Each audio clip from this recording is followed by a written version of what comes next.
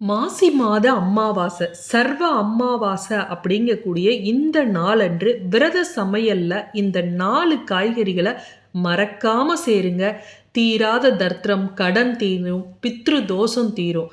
அது என்ன காய் அப்படிங்கிறத இந்த பதிவில் பார்க்கலாம். இதில் வரக்கூடிய 4 காய்கறிகளும் நான் சொல்லலை, சாஸ்திரத்தில் சொல்லப்பட்டுள்ளதை தான் இதில் பார்க்க போகிறோம். அந்த சாஸ்திரத்தில் உள்ள பாடல் என்ன அப்படின்னு பார்த்தீங்கன்னா, காரவல்லி சதம் புரோக்தம் வஜ்ரவல்லி சதம் திரயம் பிணஷ ஷட்சதம் புரோக்தம் ஸ்ரார்த்த காலே விதியதே அப்படின்னு சாஸ்திரங்கள் சொல்லுதல்லவா. அந்த பாடல்ல சதம்னு வருது பாருங்க. சதம்னா 100, அதாவது இதுல இருக்கக்கூடிய ஒரு காயானது 100 காய்க்கு சமம் அப்படின்னு பாடல்கள்ல சொல்லப்பட்டுள்ளது சாஸ்திரத்துல. அது என்ன அப்படிங்கிறத இந்த பதிவுல பார்க்கலாம். ஏற்கனவே அமாவாசை சமையல்ல விரதத்துல 6 காய்கறிகள் மிக முக்கியமானதாக நம்ம பார்த்துருக்கோம். அதுல 4 மிக மிக முக்கியமானதாக சொல்லப்பட்டுள்ளது. அதை தான் இதுல பார்க்குறோம். தெய்வங்களுக்காக எத்தனையோ விரதங்கள் வந்தாலும் இந்த முன்னோர்களுக்காக நம்ம 3 அமாவாசை மிக முக்கியமானதாக சொல்லி தை அமாவாசை, ஆடி அமாவாசை, புரட்டாசி அமாவாசையில் விரதம் இருப்போம். அதே போல் சக்தி வாய்ந்த ஒரு அமாவாசை அப்படின்னா இந்த மாசி மாதத்தில் வரக்கூடிய சர்வ அமாவாசை அப்படின்னு சொல்லக்கூடிய அமாவாசை. போதையான அமாவாசைன்னு முதல் நாள் வரும். அது சதுர்தசி திதியில் அந்த அமாவாசையை நம்ம இருக்க வேண்டியதில்லை. இப்போ இந்த நாளில் பிப்ரவரி 17 செவ்வாய்க்கிழமையில் வந்துள்ள சர்வ அமாவாசை எப்போ ஆரம்பிக்குது அப்படின்னா 16 சாயந்தரம் 6:27 ஆரம்பித்து 17 சாயந்தரம் 6:30 வரையும் அமாவாசை இருக்குது. அன்றைய தினம் ராவுகாலம் பார்த்திங்கன்னா 3 to 4:30. யமகண்டம் பார்த்தா 9 to 10:30. இந்த யமகண்ட நேரத்தில் படையல் போட்டு சாமி கும்பிட்றவங்க கும்பிடாதீங்க. நீங்கள் விரதம் இருக்கணும்னா 9 மணிக்குள்ளே விரதம் விடுங்க. இல்லை அதற்கு பிறகு 10:30 மணிக்கு மேலே படையலிட்டு சாமி கும்பிட்டு காகத்துக்கு பசுமாட்டுக்கு உணவு கொடுக்கறத நீங்கள் செய்யலாம். ஈவினிங் 6:30 வரையும் தான் அமாவாசை இருக்குது. முதல் நாள் இரவு தங்கக்கூடிய சதுர்தசி திதியில் வரக்கூடிய இந்த போதாயான அமாவாசை நமக்கு கணக்கில் வராது. இது போதாயான சூத்திரத்தை பின்பற்றுறவர்கள் செய்யக்கூடிய அமாவாசை. சரி, இப்போ இந்த அமாவாசை விரத சமையலில் என்ன காய்கறிகளை நம்ம சேர்க்கணும் அப்படிங்கிறத தெரிஞ்சுக்கலாம். இந்த மாசி மாத அமாவாசை சர்வ அமாவாசையில் நம் முன்னோர்களுக்காக தர்ப்பணம் கொடுப்பது, விரதம் இருப்பது ரொம்ப முக்கியமானது. நம்ம வம்சாவளியில் வந்த முன்னோர்களுக்கு இந்த நாளில் நம்ம விரதம் இருந்தோம் அப்படின்னா தான் நம்மளுடைய பித்ரு தோஷம் தீராத தர்த்திரமெல்லாம் தீரும். இப்படி செய்யறதுனால நம்மளுடைய முன்னோர்களோட மனம் குளிர்ந்து அவங்க நம்மளை வாழ்த்துவாங்க அப்படின்னு சொல்லப்பட்டுள்ளது. அதே போல் இந்த அமாவாசை நாட்களில் நம்மளுடைய பெற்றோர்களுக்காக அவர்களுக்கு பிடித்த காய்கறிகளை நம்ம செஞ்சு வச்சு கும்பிடுவோம். இதில் முதல்ல என்னென்ன சேர்க்கக்கூடாது அப்படிங்கிறத நம்ம தெரிஞ்சுக்கலாம். இந்த சின்ன வெங்காயமும் பூண்டும் சேர்க்கக்கூடாதுன்னு மட்டும்தான் நமக்கு தெரியுது. நிறைய பேர்த்துக்கு வேற எதுவும் தெரியறதில்ல. இந்த நாட்டு காய்கறிகளை தான் நம்ம அதிகம் இந்த நாளில் பயன்படுத்தணும். அதே போல் அமாவாசை நாளில் நம்ம எப்படியும் சாம்பார் வைப்போம், துவரம்பருப்பு போட்டு சாம்பார் வச்சுருவோம். ஆனால் பாசிப்பருப்பை சில பேர் சேர்க்கறதே இல்லை.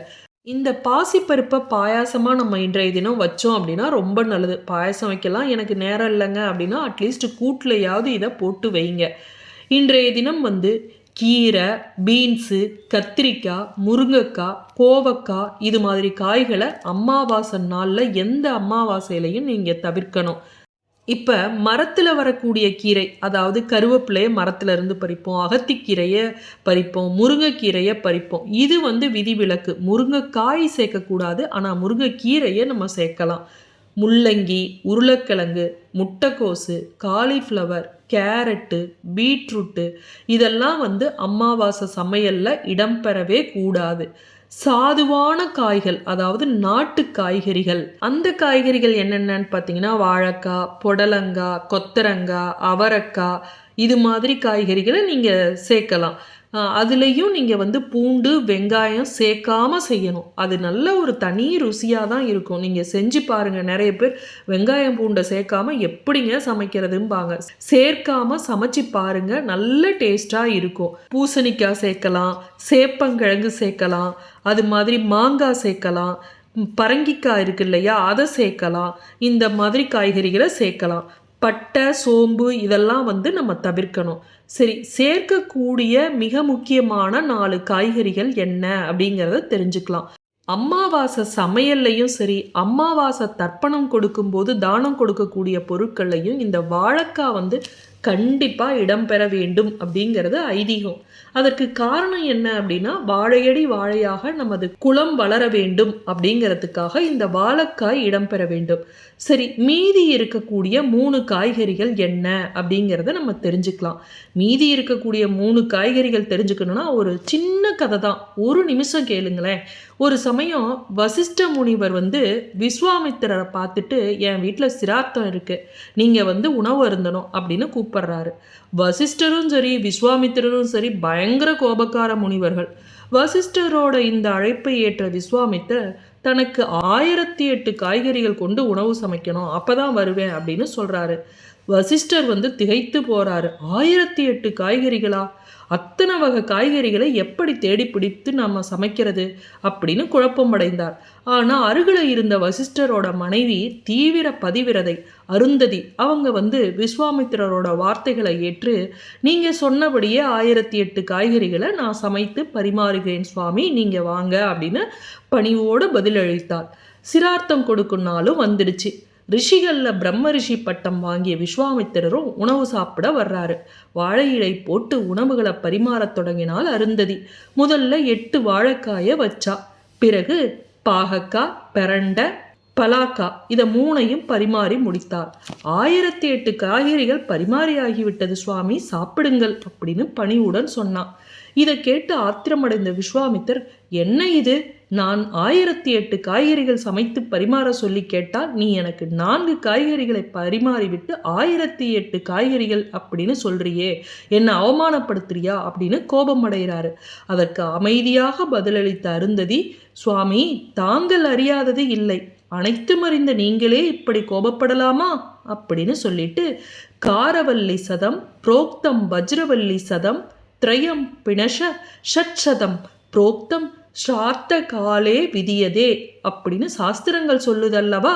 அதாவது பாகக்காய் 100 காய்கறிகளுக்கும், பிரண்ட 300 காய்கறிகளுக்கும், பலாக்கா 600 காய்கறிகளுக்கும் சமமாகிவிட்டது. 1000 காய்கறிகள் இதுலேயே வந்துருச்சு. இதோ 8 வாழைக்காய் நான் வச்சிருக்கேன். இப்ப மொத்தம் 1008 காய்கறிகள் வந்துவிட்டதே அப்படின்னு சொல்றா. இதை கேட்டு சாந்தமடைந்த விஸ்வாமித்திரர் அருந்ததியோட புத்தி கூர்மையும் சாஸ்திர முறைப்படி நடக்கும் குணத்தையும் கண்டு வியந்து அருந்ததியும் வசிஷ்டரையும் ஆசீர்வாதித்து போனாங்க. சாஸ்திரங்கள்ல சொல்லப்பட்டுள்ளதன் காரணமாகவே இந்த 4 காய்கறிகள் அமாவாசை சமையல்ல இன்று வரை இடம் பிடிக்குது. இதனுடன் நாம் சேர்க்க வேண்டிய மிக முக்கியமான காய் என்ன அப்படின்னா புடலங்கா. இந்த புடலங்கா அப்படிங்கிறது பித்ருலோக காய் அப்படின்னு சொல்லுவாங்க. அதே போல பூசணிக்காய் கண்டிப்பாக இடம்பெற வேண்டும். அதை வந்து நம்ம சாம்பாராக வைத்து நாம் இன்றைய தினம் அமாவாசை சமையலில் விரத சமையலில் முன்னோர்களுக்காக படைக்கணும். அதே போல் காகத்துக்கு உணவு வைக்கும்போது எள் வைக்க மறந்துடாதீங்க. மீண்டும் அடுத்த காணொளியில் சந்திக்கும் வரை நன்றி, வணக்கம்.